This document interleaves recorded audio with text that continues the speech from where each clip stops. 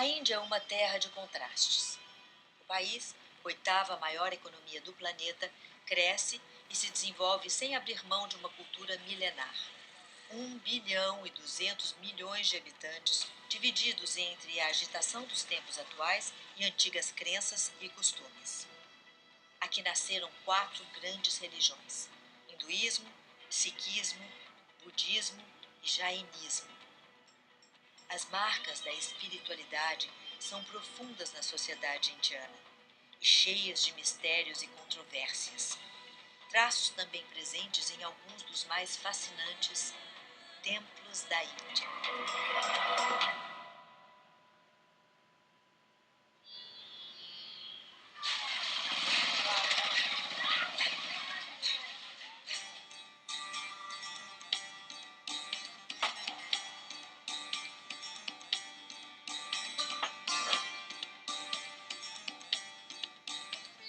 Khajuraho é uma pequena cidade no estado de Madhya Pradesh, a cerca de 620 quilômetros a sudoeste de Nova Delhi, capital da Índia.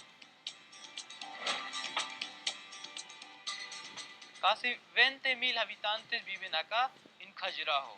Y toda la gente de acá depende de agricultura y turismo.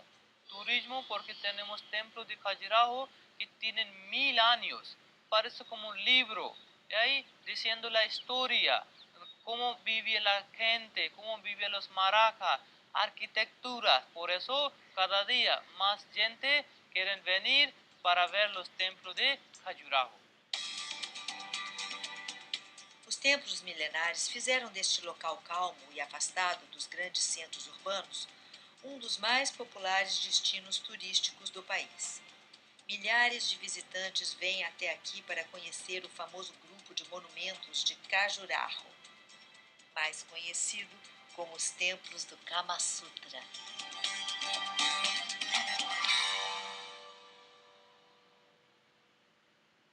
O Kama Sutra é uma escritura que faz parte da tradição védica.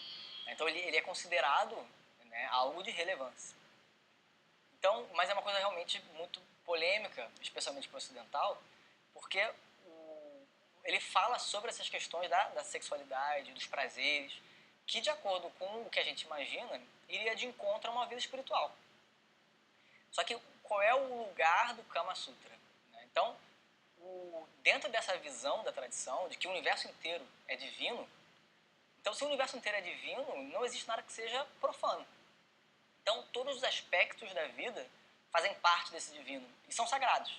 E isso inclui também a sexualidade e a satisfação dos prazeres. Esta era a antiga capital religiosa da dinastia hindu dos Chandela, que controlou esta parte da Índia entre os séculos X e XII. Todos os templos foram construídos entre os anos 950 e 1050. Na época áurea da cidade, 85 templos funcionavam nesse terreno de 21 quilômetros quadrados, divididos entre as crenças hinduísta e jainista.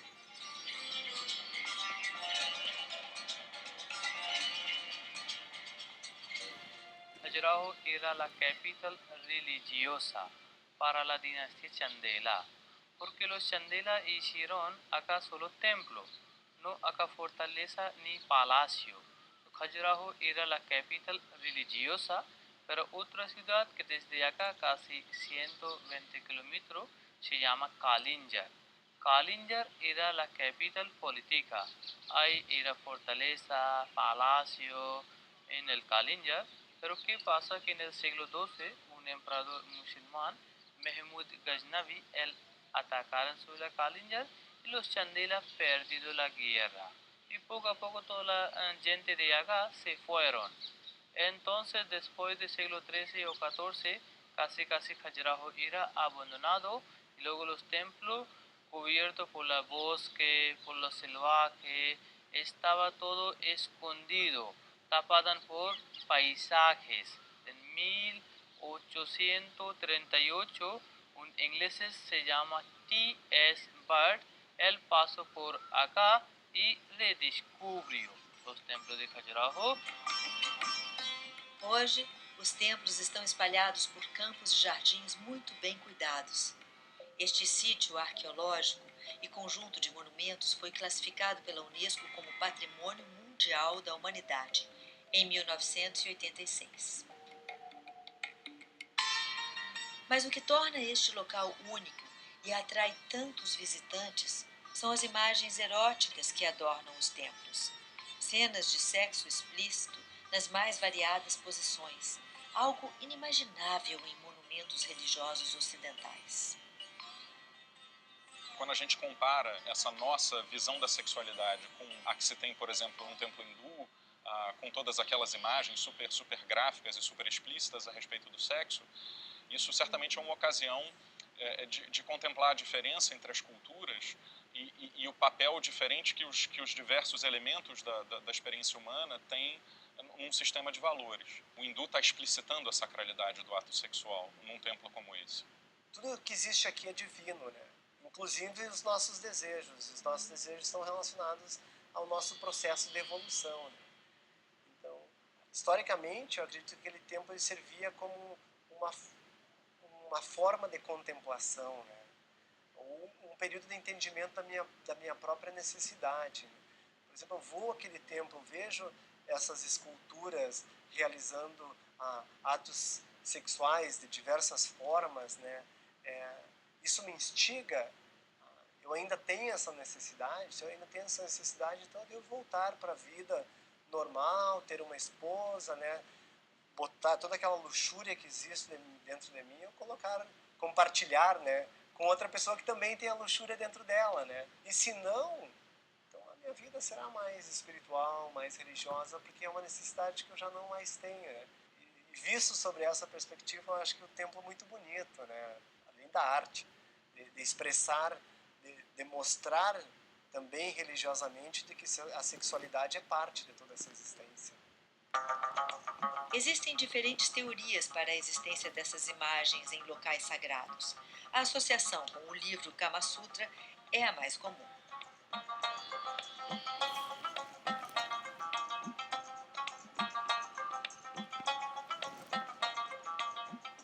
Outra aponta a dinastia Chandela como seguidora do culto tântrico.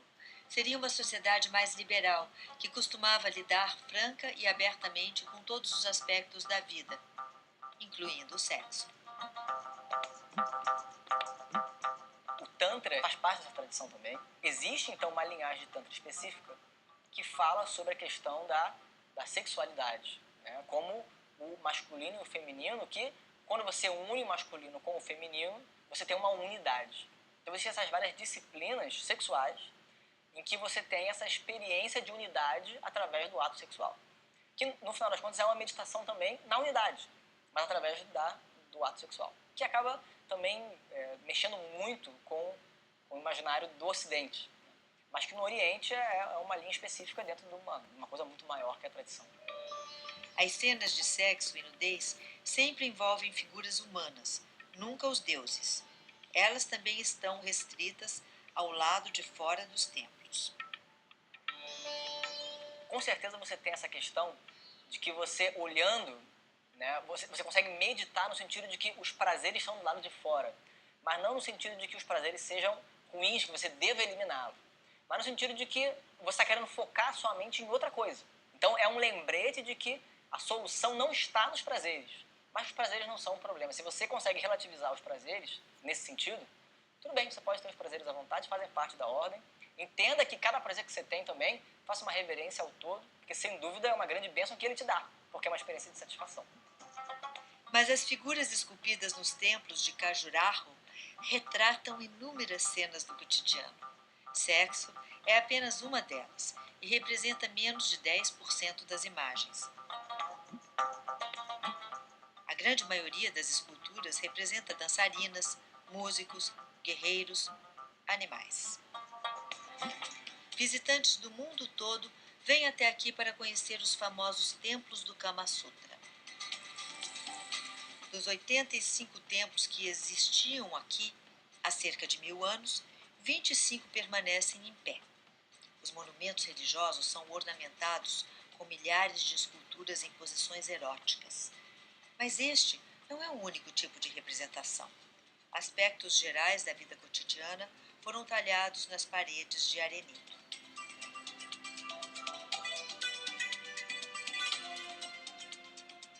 Os templos são separados em 3 áreas próximas umas das outras: grupos leste, oeste e sul. E mesmo dividido entre monumentos hindus e jainistas, as estruturas seguem um desenho básico comum. Sobre uma plataforma elevada, uma grande torre que remete à montanha sagrada de Kailasa serve de referência principal ao conjunto. Arquitectura se llama Indo-Aryan. Arquitectura 100 pura 100 hinduista, porque eso antes de musulmanes, siglo X, siglo XI, su arquitectura 100 pura hinduista. En arquitectura Indo-Aryan, templo hacen como una copia de Himalaya, porque Himalaya es más alto que todo. Y metodología de hindú, nos queremos que todos dios y diosa hindúes viven sobre la Himalaya. Himalaya como una casa para los dioses. Por eso siempre cuando construye algún templo es levantado con una forma de Himalaya. Este é Candaria Mahadeva, no grupo oeste, o maior entre todos os templos do complexo. É também o mais ornamentado, uma obra sublime da arquitetura indiana. Foi construído por volta de 1050 d.C. A torre principal mede 31 metros de altura e representa um monte Kailasa, morada de Shiva nas montanhas do Himalaia. Outras 84 torres menores completam a estrutura.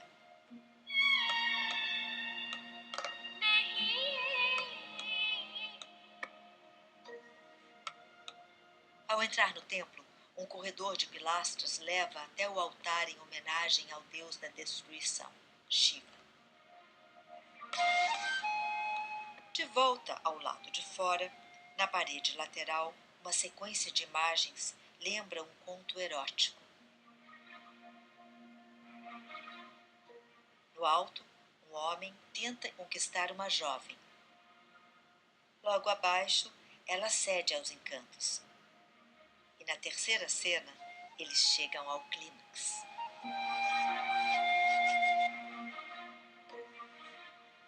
Outro templo com muitas imagens eróticas é o dedicado à deusa Lakshmi, esposa do deus Vishnu, o responsável pela manutenção do universo. Lakshmi, ou Mahalakshmi, né? Maha é grande. Então, Mahalakshmi, ela é esposa de Vishnu e ela representa, então, todos os recursos. Né? Então, quando você tem... Vishnu é aquele que preserva, aquele que mantém o universo. Para preservar, então, você precisa de recursos. Então, todo tipo de recurso é Mahalakshmi, é a esposa de Vishnu. Porque só com ela, Vishnu pode realmente fazer o que ele precisa, que é manter o universo inteiro. Então, ela representa toda forma de recurso, todo o poder de manter, é o dinheiro, é a riqueza, é a beleza também, a jovialidade, o vigor, a saúde, tudo aquilo que nos motiva, né, de alguma maneira, a agir no mundo e manter as coisas, tudo isso é Mahalakshmi. O templo Lakshmana também é um dos mais belos e ornamentados. Aqui, as imagens com cenas de sexo estão em tamanho menor, mas em maior número. A riqueza dos detalhes impressiona.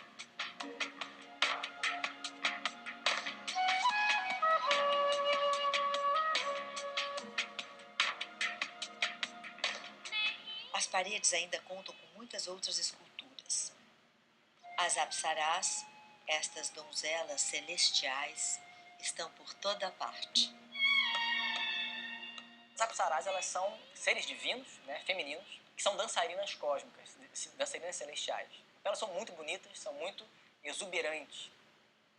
E é falado que a mais feia das apsarás é 1000 vezes mais bonita do que a mais bonita das humanas. Então, qualquer homem que vê uma apsará vai ficar deslumbrado. E elas representam todo tipo de tentação, todo tipo de os desejos, aquilo que de alguma maneira ilude a gente, porque realmente é encantador. As mulheres têm os Gandharvas, né, são os músicos celestiais que fazem a mesma coisa. Apesar da grande homenageada aqui ser a deusa Lakshmi, a imagem em destaque no centro do templo é de Vishnu. Neste painel, a divindade aparece com 4 braços e 3 cabeças. duas delas de javali.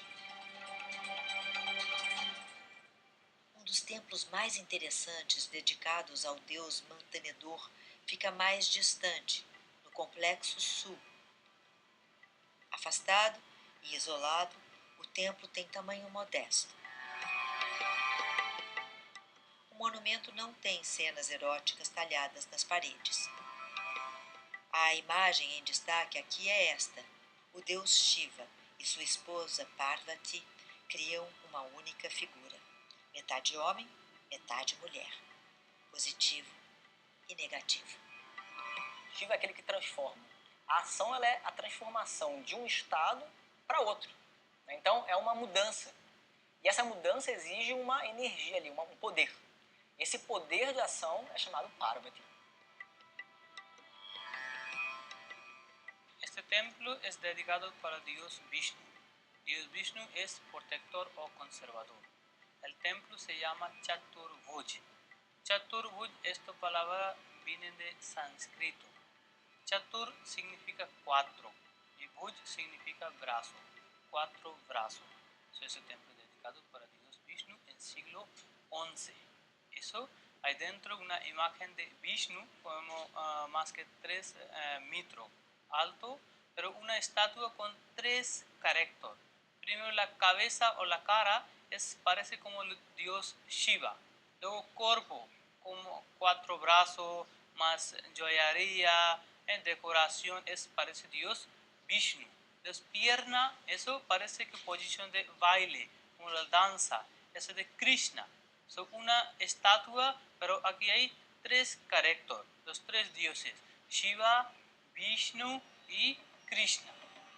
Mas Khajuraho não tem apenas templos hindus. Estamos en el grupo del este.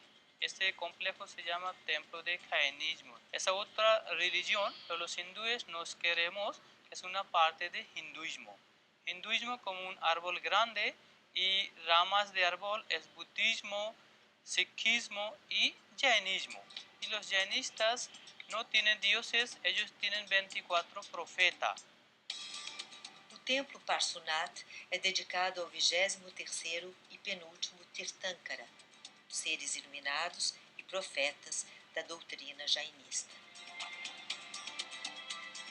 Datado de 960 d.C., é o maior entre os templos da religião e um dos mais belos monumentos de Khajuraho. The Tirthankar Jinas are highly evolved spiritual entities who were ordinary mortals like you and me, but in due course of time, they realized themselves, they purified themselves, they conquered themselves, and they rose to that level. And they are like the kings among the men. So once they have liberated themselves, they have propagated the religion which we understand as Jainism. Anybody, irrespective of caste, creed, religion, nationality, gender, anybody and everybody can rise to the level of Tirthankaras and Jinas. Nos templos jainistas não existem imagens eróticas, mas a influência das tradições hindus está presente com esculturas de deuses e semideuses nas paredes externas.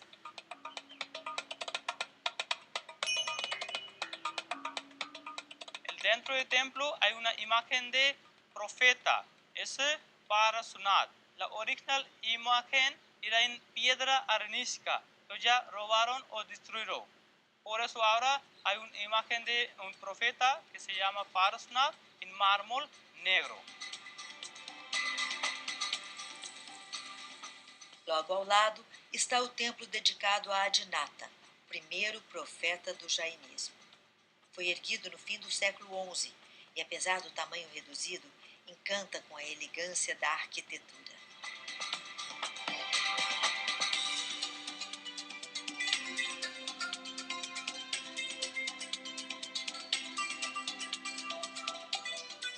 O terceiro templo jainista foge do padrão. Percebe-se claramente que se trata de um templo mais novo. O monumento construído entre os séculos XVIII e XIX é dedicado a Santinath, o 16º Tirthankara. Mas o altar e a estátua são tesouros preservados do início do século XI.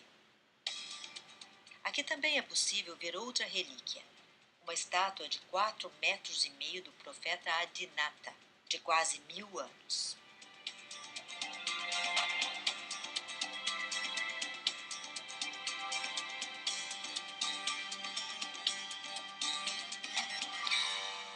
Agora, de volta ao grupo leste de monumentos, chegamos ao templo hindu de Matangesvara, considerado o mais sagrado de Khajuraho. Curiosamente, é também um dos mais simples do local. É dedicado ao deus Shiva, que representa a força destruidora do universo. En el hinduismo hay varios dioses, pero son tres dioses son principalmente. Se llaman Trimurti también: Brahma, Vishnu y Shiva. Dios Brahma es criador, Vishnu es conservador o protector, Shiva es destructor, pero él es destructor para nueva creación. Este é considerado um dos templos mais antigos do complexo. Foi construído provavelmente entre os anos 900 e 925 d.C. Esta é também uma das explicações para a simplicidade nas paredes externas.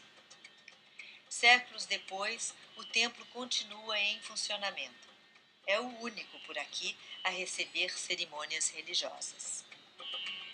Muchas estatuas se destruyeron por el tiempo, por la gente, y para los hindúes, cuando alguna estatua se falta en su cuerpo, una pierna o cabeza o brazo, no podemos rezar. Eso es prohibido.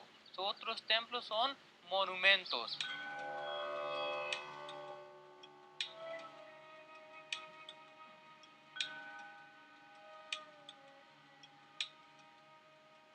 Todos os dias, ao menos 2 rituais são celebrados aqui, um pela manhã e outro à tarde, da mesma maneira como eram feitos há 1000 anos. As primeiras preces são feitas ainda do lado de fora, para o deus Ganesha. Ele é o destruidor dos obstáculos, mestre do intelecto e da sabedoria.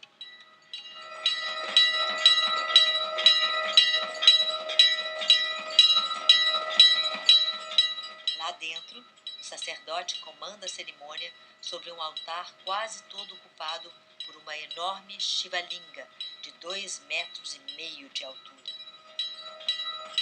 Otra forma de Dios Shiva, Shiva Lingam. Shiva Lingam, que él es criador también. Hay dos órganos, masculino y femenino. Eso con falo de Shiva y vagina de su esposa Parvati. Shiva Lingam es un símbolo de creación, símbolo de fertilidad o símbolo de la energía. Os templos têm sacerdotes e eles ficam fazendo uma cerimônia que é chamada puja. A puja é uma cerimônia básica para poder despertar essa deidade. Despertar, em última instância, é simbólico. Despertar na minha mente, no meu coração. Mas você ritualiza aquilo. E aí depois você tem o dia inteiro vários oferecimentos. Tem oferecimento de comida, oferecimento de incenso, de flores, tem alguns elementos básicos. Né? O que representa isso? É simbólico. Né? Então, quando você oferece algo, não é que a deidade vai comer nada, não tem condição. Mas quando você oferece a flor, por exemplo, a flor são as suas ações. Né? Então, você representa as suas ações, que as minhas ações sejam feitas sempre pensando no todo. Quando eu ofereço a fruta, né, é o resultado das minhas ações, elas vêm desse todo. Então, que eu reconheça que elas vêm desse todo. Então, é uma atitude de entrega. Uma bela forma de lembrar a todos que visitam Khajuraho que este é um lugar de devoção e respeito. As imagens eróticas podem causar estranhamento e curiosidade, mas a principal mensagem de Khajuraho é que o tempo e as mudanças que ele proporciona não são capazes de diminuir o amor entre este povo e seus deuses.